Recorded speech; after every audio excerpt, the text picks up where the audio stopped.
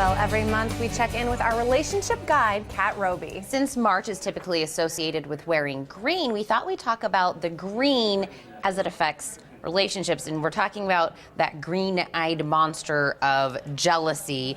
But Kat, actually, before we start, do you even know where that term came from?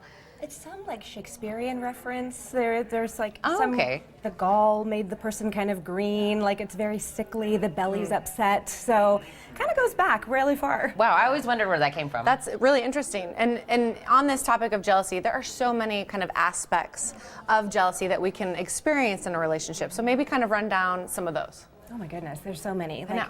Coworkers that you're not familiar with, or friends that might show up out of nowhere, or just not knowing who is connected to who on Facebook, you know, or like, why do you know this person, or why are you getting text messages from someone that I don't know? And really all of it comes from, you know, a sort of insecurity, maybe within the person having those feelings, or maybe within the relationship. Wow. So have you seen ways that people maybe try to control those fears? Yeah, that's where I think it gets, seems to me that it gets really reinforced with primetime drama or with reality TV. You know, you're texting constantly, or you're checking the Facebook pages, or you're, you know, looking for specific things that are going to back up your story. But the thing is that we need to remember is that you've already made a story. You've made a story that means they're going to like someone else more than me. I'm easily replaceable. I need to not trust my partner for some reason based on what, I don't know, you know, so it's all these different things that go into that flashpoint story. And then we're looking for all these places of evidence. Oh, well, I've seen you talking to her before. I've seen you with him. Why didn't I see this before? And really, it might not be anything. That's a good point, and I think I'm probably guilty of everything you just said. Which is an eye-opening who aren't, to be honest. Yeah. So then I guess the question is, how do we get out of this, you know, rut of making up that story? How do we feel more comfortable and not jump to the worst possible scenario? Yeah. You know? It's uncomfortable, actually. It's a lot of interior work where you might, maybe your thing is checking the phone messages or going through someone's email account because they leave their computer open.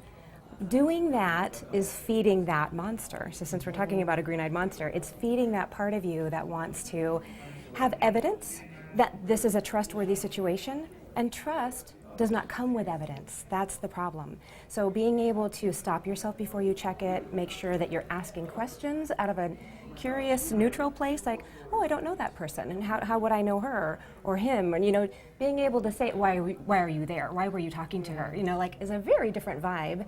And so if you can keep it in that neutral place and maybe not do the things that you do that calm you down, you're going to feel it kind of well up inside of you, and you're going to do some work about that. Basically trying to tolerate the anxiety that comes up, slow it down inside, get yourself to check whether or not the questions are real, the story is real. You know, if something's really going on with your partner, would there be other cues? Are you just running with this? Are you just feeling particularly blah lately? Whatever that thing is, you have to slow yourself down to be able to get into that mode of checking your story. And if you do have pieces of your story that seem to corroborate, then yeah, maybe you talk with your spouse or your partner about it a little bit more. Or maybe you're seeing that this is happening quite often and you haven't wanted to see it in the past, and maybe it is an issue. But really none of that can happen unless you slow yourself down and slow your reaction down.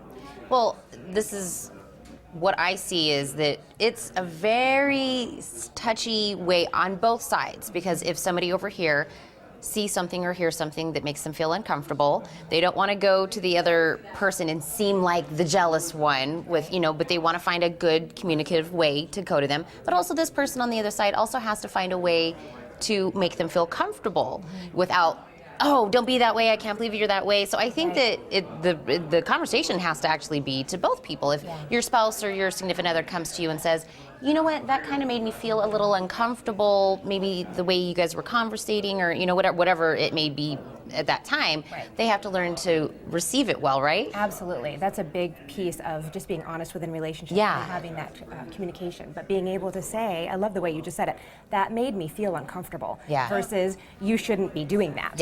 Right? So the great way to talk about it is, I felt really insecure when I didn't see you all evening at the ball that you took me to when you were with so-and-so instead. Like, oh, maybe they didn't realize that you felt that way. Maybe they didn't realize how much they'd fallen into a certain conversation. And being able to check it out, like, oh, you know what, I could see that that would be right. But you're bringing up a really good point. If there's no possibility of having a discussion about it, then it's going to be an automatic upset fight. And it makes that first person even more feel more jealous because they're being so, I didn't do anything, and they're being very stand up. So what do you suggest, how do we approach that? I think so. The first part is being vulnerable with the fact that you did feel kind of shaken by it. So yeah, maybe I'm feeling a little bit insecure, but I want you to know this is what this felt like to me. I wanted to check it out with you. Yeah. Is there something more going on that I need to know about? And maybe they would say yes or no, but the delivery is important. If you're not already coming with an evidence-packed story, then you're going to get a little bit further with it. And then yeah, the other party being able to say, oh, I can see how you would see that. That wasn't my intention at all. I know it sounds very lovely in this conversation, wouldn't it be great? right? Yeah, easier said than done. But that's the intention behind it, is let's get curious instead of making a story ourselves. I think that's great. And in talking about stopping that jealous feeling, there's something that you said that kind of hit home to me is be the person you want to be. Yeah. Take a moment, stop before you talk. What kind of person do you want to be in that moment? Right. Is that kind of what that means? Who do you want to show up as in your relationship, right? And especially I like that because we can oftentimes fall into what the other person's doing is wrong, and we could do the blame game the entire time. Right. Just instead of worrying about what the other person is doing or not doing, be who you want to be in the relationship. Do you want to be someone who's constantly checking the phone or the emails or the texts?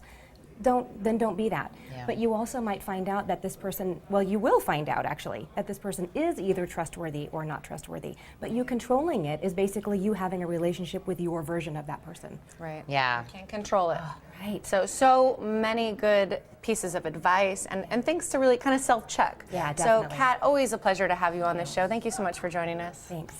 And for more relationship advice, you can just call Kat Robey at 906-3392 or go online to robeycounseling.com.